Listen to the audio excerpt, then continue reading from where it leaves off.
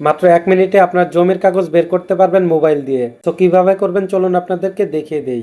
এর জন্য Google Chrome ব্রাউজারটি open করবেন, তারপর সার্চ বারে ক্লিক করবেন, এখানে লিখে দেবেন landgov.bd, LAND land.gov.bd। এটা লেখার পরে সার্চে ক্লিক করবেন। সার্চে ক্লিক করার পরে এখান থেকে নিচে দেখতে পারবেন ভূমি রেকর্ড ম্যাপ, এটার উপরে ক্লিক করবেন। এরপর এখান থেকে আপনার বিভাগটা সিলেক্ট করবেন, তারপর হচ্ছে আপনার জেলাটা সিলেক্ট করে দেবেন, তারপর উপজেলাটা সিলেক্ট করে দেবেন। এরপর কোন কাগজটা বের করবেন, CS, SA, RS, BS, BRS.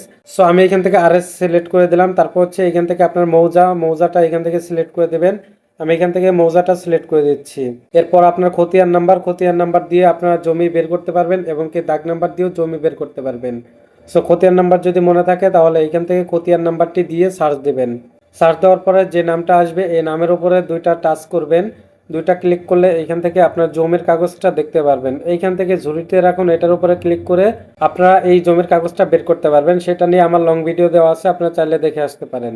এবং দাগ নাম্বার দিয়ে জমি বের করার জন্য এখান থেকে খতিয়ান নাম্বারের এইখানে চলে আসবেন, এইখান থেকে দেখতে পারবেন অধিকতর অনুসন্ধান, এটার উপরে ক্লিক করবেন, এইখান থেকে দাগ নাম্বারটা সিলেক্ট করে দেবেন। এখান থেকে দাগ নাম্বার সিলেক্ট করার পরে এখান থেকে খুঁজনে ক্লিক করুন, তারপর আপনারা ক্লিক করে দাগ নাম্বারটা দেখতে পারবেন যে এই দাগ নাম্বারে কতটুকু জমি আছে। এই ধরনের ভিডিও পেতে আমাদের সাথেই থাকুন।